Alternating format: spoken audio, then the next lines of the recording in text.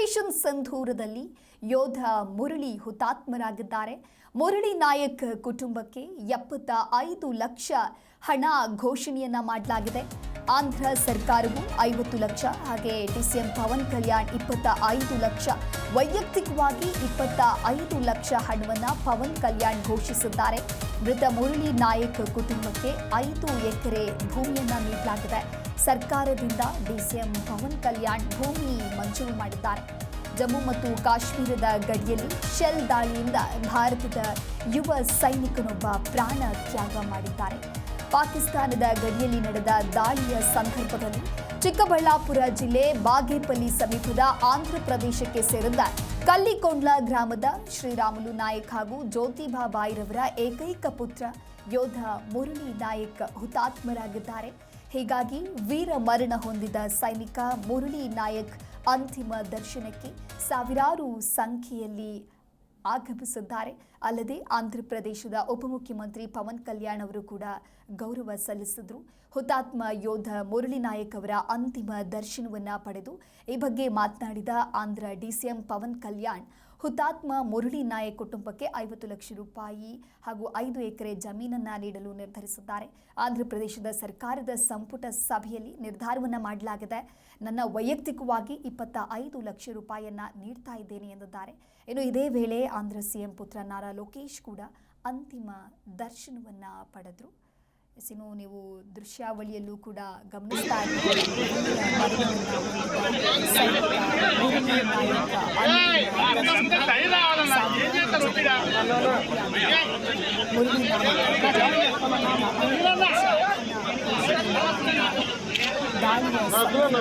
ಚಿಕ್ಕಬಳ್ಳಾಪುರ ಜಿಲ್ಲೆ ಬಾಗೇಪಲ್ಲಿ ಕಲ್ಲಿಕೊಂಡ್ಲ ಗ್ರಾಮದ ಶ್ರೀರಾಮುಲು ನಾಯಕ್ ಹಾಗೂ ಜ್ಯೋತಿಬಾ ಬಾಯಿರವರ ಏಕೈಕ ಪುತ್ರ ಯೋಧ ಮುರಳಿ ನಾಯಕ್ ಹುತಾತ್ಮರಾಗಿದ್ದಾರೆ.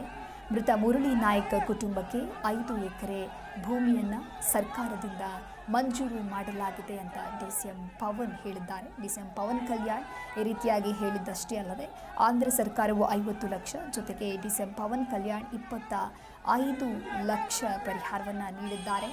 ಆಂಧ್ರ ಪ್ರದೇಶದ ಸರ್ಕಾರದ ಸಂಪುಟ ಸಭೆಯಲ್ಲಿ ಈ ಒಂದು ನಿರ್ಧಾರವನ್ನು ಮಾಡಲಾಗಿದೆ.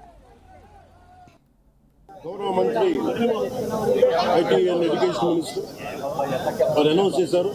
గౌరవ ముఖ్యమంత్రి చంద్రబాబు గారి తరఫున, అలాగే నరేంద్ర మోదీ గారి తరఫున ఇక్కడికి మంత్రివర్గం అందరం ఉన్నాం. ఇక్కడ అందరం కూర్చొని మేము ముగ్గురం కూర్చొని ఇందాక గౌరవ ముఖ్యమంత్రి గారి సూచనల మేరకు ఇందాక సోదరులు మన లోకేష్ గారు చెప్పినట్టుగా దాదాపు 50 లక్షలు ఎక్స్గ్రేషియాన్ని ప్రకటిస్తూ ఉన్నారు. అలాగే ఒక 5 ఎకరాల పొలం అని కూడా తెలియజేశారు. అలాగే 300 గజాలు ఇంటి స్థలం అని కూడా అనౌన్స్ చేశారు. అలాగే ప్రభుత్వంలో వాళ్ళకి ఎవరికైనా సరే వాళ్ళ నాన్నగారికి కానీ ఎవరికి కానీ ప్రభుత్వ ఉద్యోగం కూడా ఖచ్చితంగా ఇవ్వాలనేది క్యాబినెట్లో ముందు పెట్టి తన నిర్ణయం తీసుకుంటాం. ఇవన్నీ కాకుండా నేను అదనంగా వ్యక్తిగతంగా నేను కూర్చోబెట్టి బస్ ద్వారా 25 లక్షల రూపాయలు మన కుటుంబానికి నా వ్యక్తిగతంగా నేను సాయం చేస్తానని తెలియజేసుకుని ఇది ఇలాంటి పరిస్థితులు రాకూడదని కోరుకుంటాం. కానీ దురదృష్టవశాత్తు ఇలాంటివి జరిగినాయి. మనం అందరం ఇలాంటి పరిస్థితుల్లో భారతదేశ ప్రభుత్వానికి, ప్రధానమంత్రి గారికి, అగ్ర నాయకత్వానికి, ఆర్మీకి, నేవీకి, ఎయిర్ ఫోర్స్కి, ఎంటైర్ డిఫెన్స్ ఫోర్సెస్కి ఇది మనం అండగా ఉండాల్సిన సమయం. ప్రతి ఒక్కరూ చాలా ఎరుకుతోటి చాలా జాగ్రత్తగా ఉండాలి. భారతదేశ జెండా కప్పుకుని చనిపోతానని పదే అతని కుటుంబానికి చెప్పడం జరిగింది. కుటుంబానికి ఏకైక బిడ్డ మురళి నాయక్. చిన్నప్పుడు వాళ్ళ అవ్వ తాతతో పెరిగిన వ్యక్తి. దేశం కోసం నిలబడతాను, దేశం కోసం పోరాడతానని చెప్పిన వ్యక్తి మురళి నాయక్. ఇంత చిన్న వయసులో మురళి నాయక్ చనిపోతాం నిజంగానే చాలా బాధాకరం. ఆ కుటుంబానికి అటు కేంద్ర ప్రభుత్వం ఇటు రాష్ట్ర ప్రభుత్వం అండగా నిలబడుతుంది.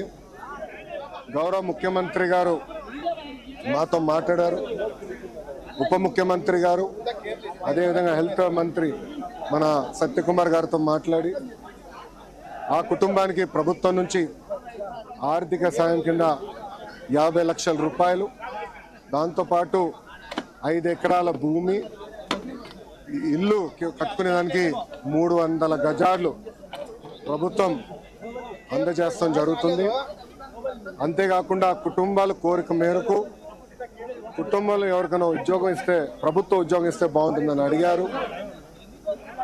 కుటుంబంలో అంటే బిడ్డలు ఎవరు లేరు, ఒకే బిడ్డ కనుక తండ్రికి ప్రభుత్వ ఉద్యోగం ఇవ్వాలనేది కూటమి ప్రభుత్వం నిర్ణయిస్తాం జరిగింది.